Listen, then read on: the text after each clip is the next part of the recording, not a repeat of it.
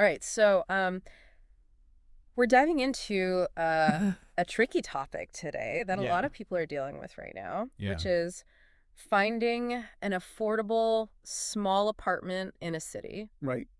And these days Hmm. it's not easy. No, It feels like every time I look at rents, I'm like, what is going I on? know.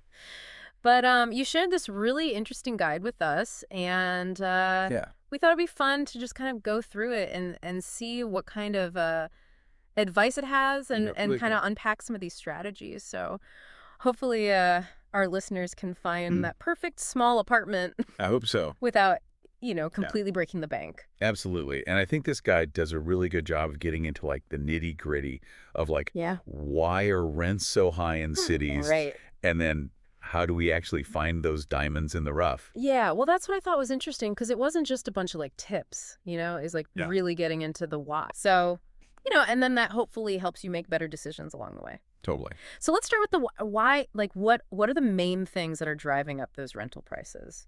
So I think it always starts with this fundamental concept. Mm-hmm.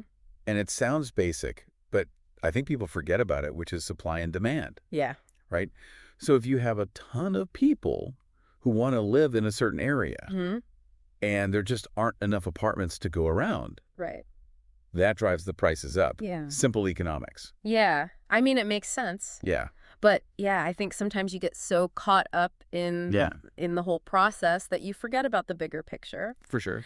But the guide also really emphasizes the importance of location. Location, location, Yeah, location. that's right. Huge. And yeah, the guide even gives a couple of examples of average rent. Oh, really? So, say you're looking in a downtown area Yeah. versus a suburban area versus the outskirts. Right. And it shows how drastically those prices can differ.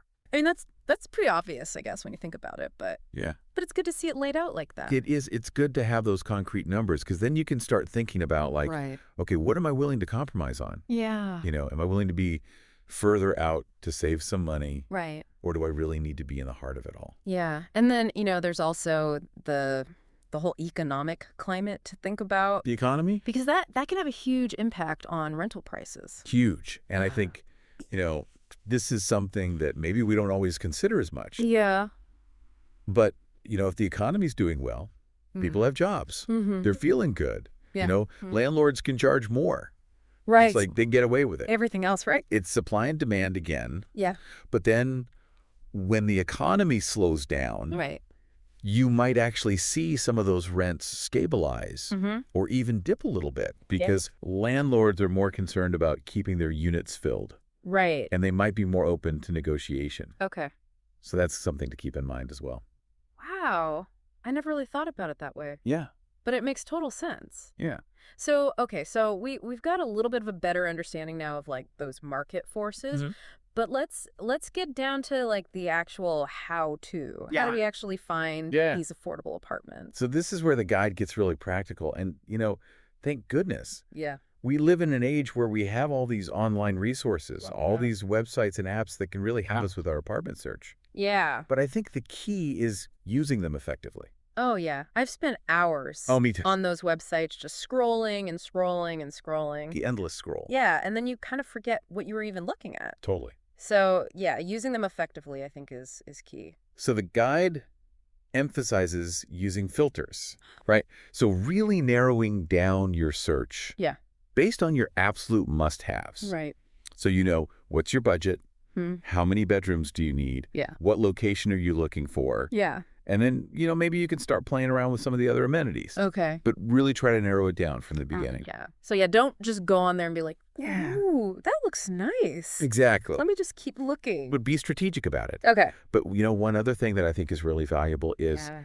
don't limit yourself to just those big listing websites. Oh, okay. Dig a little deeper, Mm-hmm. check out some local forums, Mm-hmm. community boards, Mm-hmm. even social media groups sometimes. Right. You can find some real hidden gems. Yeah. I like that because it's kind of like those restaurants that aren't on like the main, Yeah. review sites. Like that. They're like the little hole in the wall The places. little digging. Right. Yeah. But once you have a few, contenders, Yeah. it's time to really shift your focus to the neighborhood. The neighborhood, for sure. And I feel like a lot of people kind of forget about that. They're so focused on like I know. the apartment itself Right. that they don't think about, Yeah. what's it like to actually live in that area.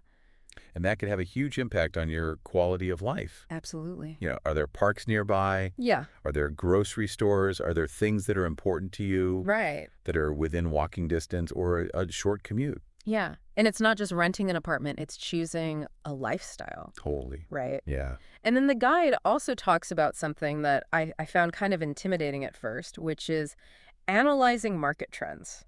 Oh, yeah. How can we actually use that to our It's- advantage? It sounds a little bit intimidating, Yeah. but it's really not that complicated. Okay. Just think of it as like Yeah. you're becoming a detective, Okay. trying to understand how rent prices have been behaving in the areas that you're interested in. Right. So are they steadily climbing? Yeah. Have they been relatively stable? Okay. That can give you a sense of, is this apartment a good deal or not? Right.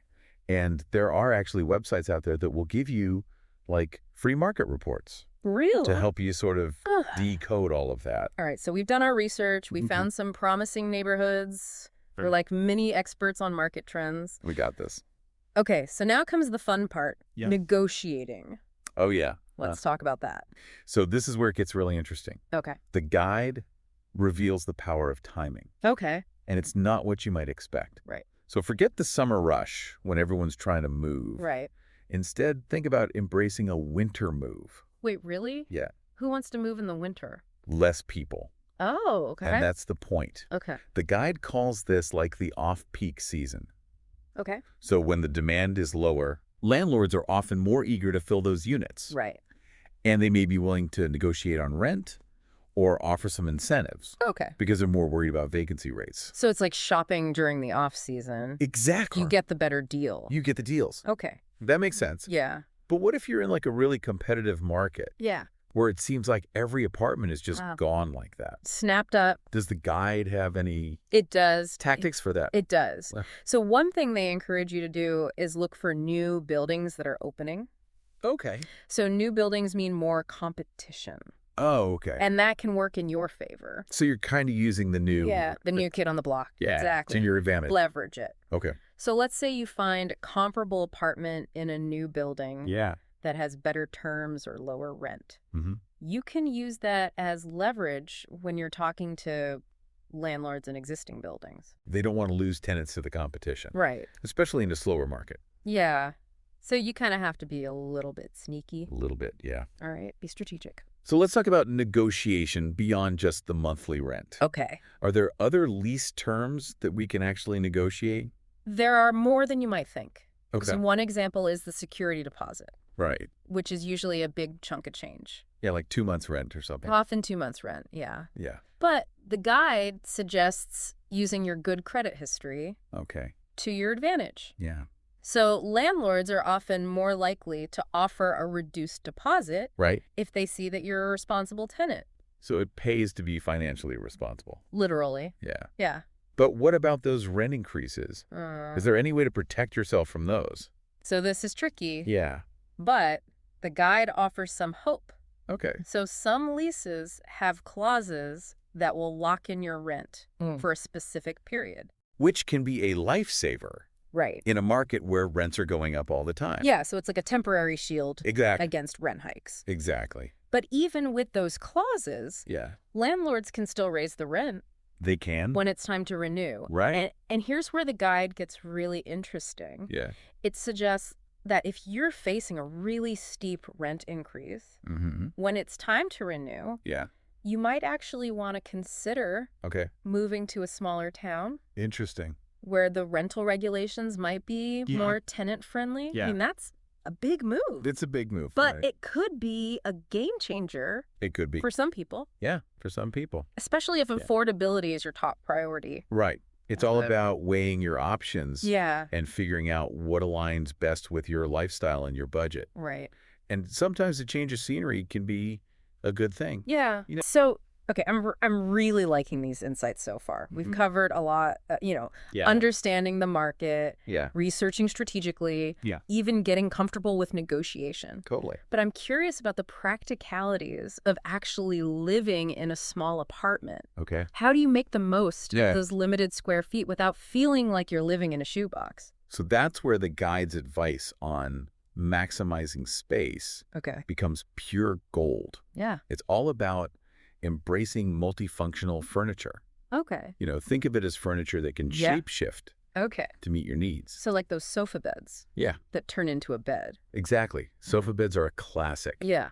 But the guide also encourages you to think beyond that. Okay. Like, what about a coffee table that doubles as storage? Oh, yeah. Or a desk that folds away Right. when you're not using it? So you free up that floor space. Exactly.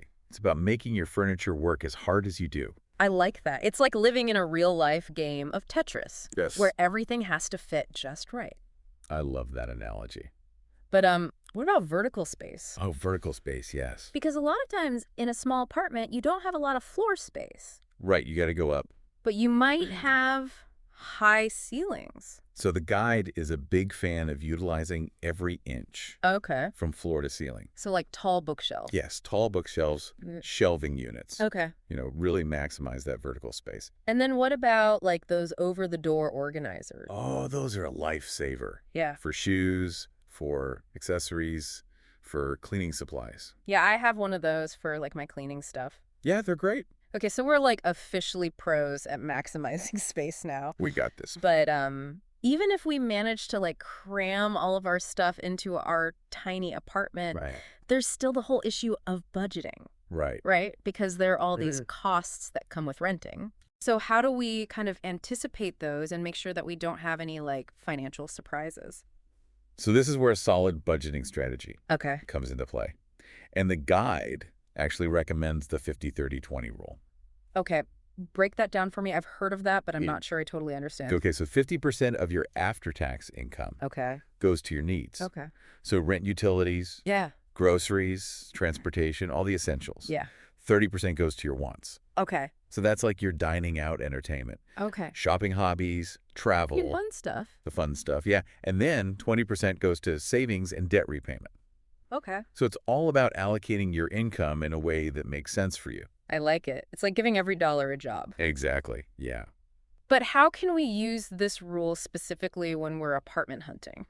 So I think, when you're apartment hunting, you might need to adjust those percentages a little bit. Okay. So maybe temporarily, Right. you're putting more towards your needs. Right. Maybe you're saving up for a security deposit. Yeah. Or first and last month's rent. So you Right. might have to cut back on some of those wants for a little bit, Right. but it'll put you in a stronger financial position. Right. So you're kind of making a Yeah. strategic decision Exactly. to set yourself up for success. Totally. But, even with a budget, there are always those extra expenses Oh, yeah, those hidden costs. that kind of sneak up on you. No. What are some of the common ones that we should be aware of?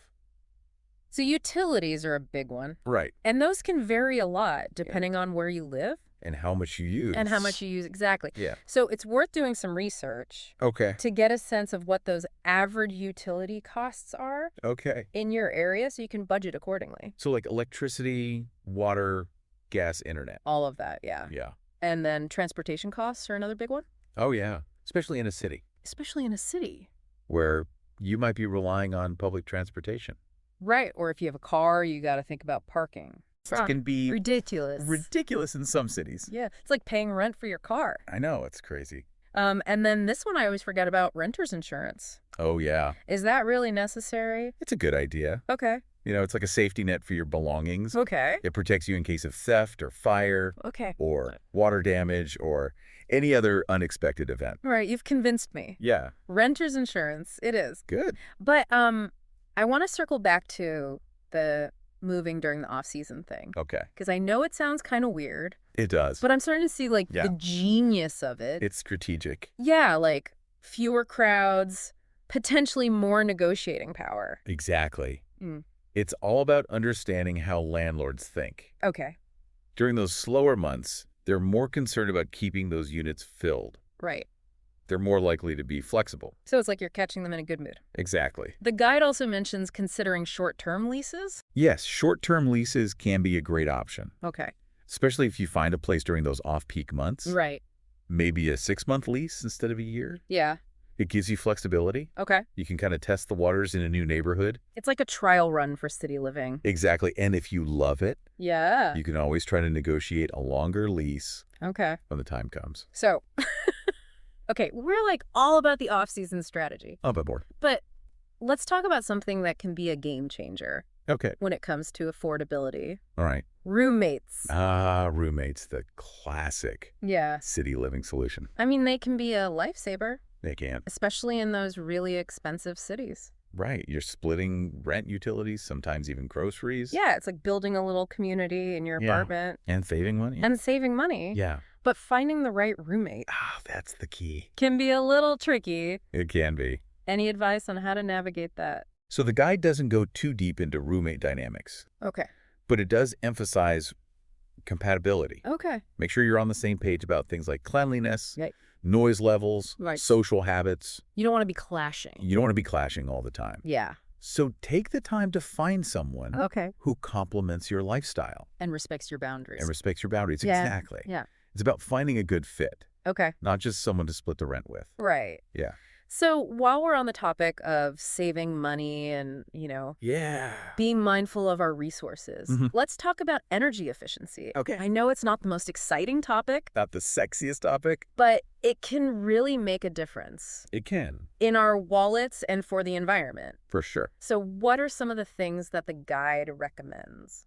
So the guide really encourages renters to think about those small changes Okay.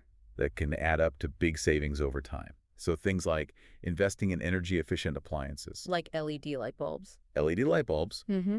Energy Star rated refrigerators and washing machines. Okay. It might seem like an upfront cost, Right. but it'll pay off in the long run.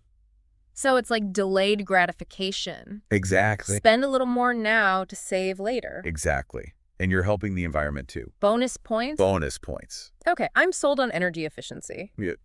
But I want to circle back to the negotiating lease terms thing. Okay. We talked about security deposit, Yeah. rent increases. Mm-hmm. Are there other clauses that we should be paying attention to? Yes. There's more to a lease than just the rent amount. Okay. And the guide emphasizes understanding those details, Okay. especially when it comes to clauses about wear and tear. Okay, so like those little sneaky things. The sneaky things, yes. This can come back to bite you. Exactly. So some landlords will try to put in language Yeah. that makes you responsible for even minor damage. Oh. And that might not be fair or legal. So the guide says, don't be afraid to ask questions. Okay. Clarify anything that seems vague or unfair. Yeah. And if necessary, negotiate those terms. Right. It's like the devil's in the detail. It is. Okay, so we talked about security deposits. Yeah. And how they can be a lot of money. Yeah. Are there any ways to reduce that upfront cost? So we talked about good credit, Right. but the guide also emphasizes documentation. Okay. So before you move in, Yeah. take photos or videos Okay. of the apartment's condition. Okay. Note any existing damage. So you have proof You have proof. if anything happened. Exactly. If there's a dispute when you move out. It's like creating a visual time capsule Yeah, of the apartment. I love that. And then what about those rent increases again? Is there anything we can do to like... Well, speed this? landlords do have the right to raise the rent Yeah, right. when the lease is up. Right. But the guide suggests a few things. Okay. First, research those average rent increases in your area. So you know what's reasonable. Yeah. Second, if you've been a good tenant, Yeah. use that to your advantage. Okay. Landlords value good tenants. Right. They might be more willing to work with you. So it's like building a good reputation Exactly. as a renter Yeah, can actually pay off. it can. Okay. And then another thing you can try is Yep. if you're willing to commit to a longer lease, Okay. a landlord might be more inclined to offer a smaller increase Okay. or even keep the rent stable. So it's like you're making a deal Exactly. where both sides Both sides win. benefit. Yep. I'm loving these insights. Good. But I want to shift gears for a second. Okay. And talk about something that I think is often overlooked Okay. in the whole apartment hunting process. All right. And that's the emotional aspect. Oh, yeah. Because we're not just looking for a place to sleep. Right. We're Yeah. looking for a home. A sanctuary. Right. Yeah. Yeah, and I think, the guide doesn't explicitly talk about the emotional side of things, right? But I think it's woven throughout all of the advice. Yeah. Because finding a place that truly feels like home, Mm-hmm. it's about so much more than just checking boxes on a list of amenities. Right. It's about finding a space that resonates with your personality, Yeah. your values, your lifestyle. So it's not just about square footage Right. and closet space. No, it's about finding a place that makes you feel Yeah. happy and at ease. Right. Like a place where you can recharge Yeah, after a long day. exactly. And, pursue the things that bring you joy. And that feeling, that sense of home, Yeah. it's different for everyone. Right. Some people thrive in those bustling neighborhoods Yeah. with lots of energy and excitement. Yeah. Other people crave a quieter, more laid-back vibe. So it's really about understanding what kind of environment Yeah, makes you feel good. totally. Like, do you want to be in the heart of it all, Mhm. surrounded by restaurants and nightlife? Yeah. Or do you prefer something a little bit more peaceful? Right. And that's where I think the guide's advice about neighborhood research Yes. is so important. So important. It's about taking the time to explore different areas, Mm-hmm. soak in the atmosphere, Yeah. and really ask yourself, does this feel right? Does it spark joy? Does it spark joy? That's the question. It's like finding those little hole-in-the-wall cafes Yeah. that have the best coffee. You got to go off the beaten path sometimes. You do. Yeah. And don't be afraid to trust your gut. Trust your gut. If a place doesn't feel right, Yeah. no matter how perfect it looks online, Right. keep looking. Keep searching. It's out there. It is. It's like dating. Yes. Sometimes you got to go on a few bad dates A few duds before you find the one. before you find the one. And then when you do find that special place Yeah. that feels like it could be home, Mm-hmm. remember all of this advice that we've talked about? Yes. Be prepared to negotiate. Mm-hmm. Don't be afraid to walk away if the deal isn't right. And trust your instincts. Trust your gut. So it's like a combination of head and heart. It is. You need the practical knowledge, but you Mhm. also need to listen to that inner voice. Yeah, that's telling you if it feels right. Exactly. And, even if you find yourself facing some challenges Yeah. or setbacks along the way, It's going to happen. it happens. It's part of the process. Yeah. Don't give up hope. Right. With a little persistence, Yeah. some creativity, Yeah. and the right mindset, you can find an amazing small apartment Mm-hmm. in the city that fits your budget and your lifestyle. Okay, we've covered a lot today. We have. I feel like we're like mini experts now I think so. on apartment hunting. We got this. But before we wrap up, I want to leave our listeners with one final thought. Okay. Close your eyes for a moment Okay. and picture yourself Mm-hmm. in your ideal small city apartment. I like it. What does it look like? Yeah. What features are most important to you? Yeah. What kind of atmosphere do you want to create? It's a good visualization exercise. Right. Yeah. It's like putting it out there Yeah. into the universe. Manifesting your dream apartment. Exactly. I love it. So finding a great small apartment in the city, Yeah. it's not just about the physical space. Right. It's about creating a sanctuary. A place where you can be yourself. Yeah. Recharge and pursue your passions. Okay, so go for it. Yes. Intrepid apartment hunters, Go get them. armed with this knowledge, Yeah. a little bit of creativity, And a lot of determination. and a whole lot of determination. That apartment is out there. That perfect little city haven is out there waiting for you. Happy hunting. Happy hunting.